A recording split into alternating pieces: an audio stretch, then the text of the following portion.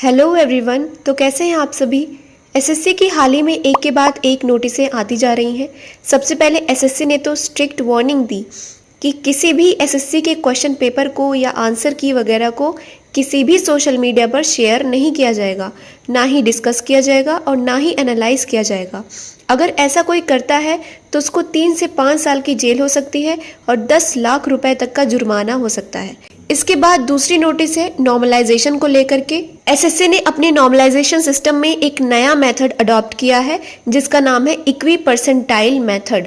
पहले जो मेथड हुआ करता था उसमें रॉ स्कोर देख करके उसके बाद नॉर्मलाइज्ड स्कोर दिया जाता था, लेकिन अब वैसा नहीं है। इक्वी परसेंटाइल सिस्टम में हर कैंडिडेट का परसेंटाइल रैंक देखा जाएगा, यानी कि परसेंटाइल देखी जाएगी कि आपने कितना परसेंटाइल गेन किया है। मार्क्स मैटर नहीं करता, अब परसेंटाइल मैटर करता है। मतलब आपका परफॉर्मेंस उस शिफ्ट के दूसरे कैंडिडेट के मुकाबले देखा जाएगा।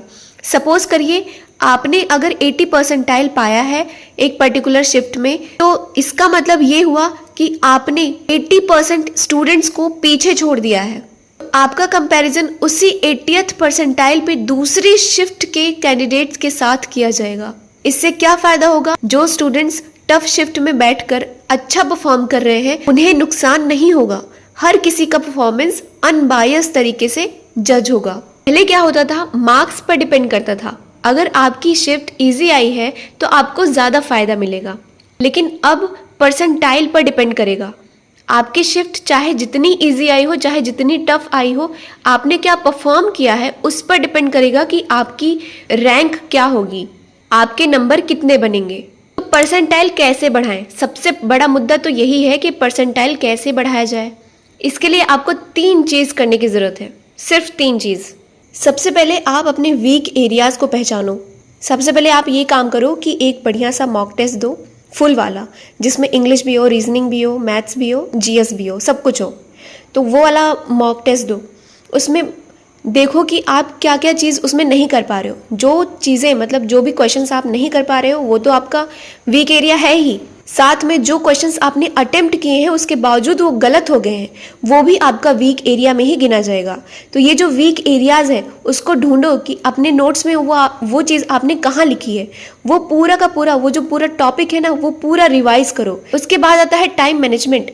टाइम मैनेजमेंट पे फोकस करो, क्योंकि एग्ज़ाम में अभी जो पिछले एग्ज़ाम्स हुए हैं उसमें स्टेटमेंट वाले क्वेश्चन ज़्यादा पूछे जा रहे हैं। इससे बहुत सारे लोगों का टाइम मैनेजमेंट नहीं हो पा रहा। मैथ्स और रीजनिंग तो एकदम क्वालिफाइंग नेचर का है, ये हमें पता है। तो इसमें हमें इतने क्वेश्चंस अटेम्प्ट नहीं करने की मतलब पूरा टाइम इसमें दे दें, बस इतना करो कि आप क्वालिफाई हो जाओ। रही बात जीएस और इंग्लिश की, तो कितना टाइम आपको जीएस के लिए देना है, कितने मिनट जीएस के लिए देने हैं, कितने मिनट इंग्लिश के लिए देने हैं, वो आपको पहले से ही फिक्स करना पड़ेगा। और इसके लिए आपको 1-2 मॉक टेस्ट देना पड़ेगा। पहले 1-2 मॉक टेस्ट दो। सबसे पहले इंग्लिश अटेम्प्ट करो या जीएस अटेम्प्ट करो, ये आपको ऊपर डिपेंड करता है कि आप किस में सुटेबल हैं, किस में कंफर्टेबल हैं। और हमेशा 2 राउंड में क्वेश्चन सॉल्व करो। पहले राउंड में वो क्वेश्चंस आने चाहिए जो एकदम इजी वाले हों, जिसको आप 1 गो में ही सॉल्व कर लो। मतलब एक ही नज़र घुमाया और क्वेश्चन का आंसर पता है तो वो टिक हो जाएगा। लेकिन दूसरे राउंड में वो क्वेश्चंस आएंगे जो आप 50-50 में हैं, जिससे आपको पता ही नहीं है कि इसका आंसर क्या है, तो ये वाले क्वेश्चंस सेकेंड राउंड में सॉल्व होंगे। उस राउंड में आपको फर्स्ट वाले राउंड के क्वेश्चंस को टच भी नहीं करना, क्योंकि सेकंड राउंड में आते आते कन्फ्यूज़न होने लगती है। तो जो हमने ऑलरेडी मार्क किया होता है आंसर को, उसमें कन्फ्यूज़न बढ़ जाती है। तो ये होगा या ये होगा, इससे हम जो हमने किया भी होता है ना सही सही, वो भी हम गलत कर देते हैं। तो वो नहीं करना। फर्स्ट राउंड में सिर्फ 1 गो वाले क्वेश्चंस को करना है, मतलब एकदम से आने चाहिए, वो 100% श्योर है उसमें। तीसरा सबसे मोस्ट इम्पॉर्टेंट है एक्यूरेसी के साथ स्पीड मेंटेन करना। इसी से ही स्पीड आएगी। रिवीजन बार बार करते रहो और जितने भी टॉपिक्स इंपॉर्टेंट वाले हैं वो बार बार दोहराते रहो। दैट्स इट, बस। आई होप कि अभी तक आपके जितने भी नोट्स हैं, जितने भी सब्जेक्ट के नोट्स हैं, वो सारे के सारे रेडी हो गए होंगे और आप लोग रिवाइज कर रहे होंगे। डिसिप्लिन से पढ़ाई करना, वीक एरियाज़ को दोहराना, बार बार रिवाइज करना, एक्यूरेसी पर ध्यान देना और टाइम बाउंड में हर एक चीज़ प्रैक्टिस करना, ये आपके लिए अभी बहुत ज़्यादा इंपॉर्टेंट है। तो आप इस पर फोकस करो, इससे आपकी एक्यूरेसी मेंटेन होगी। और अगर एक्यूरेसी मेंटेन होगी तो आपका फाइनली परसेंटाइल भी बहुत अच्छा आने लगेगा।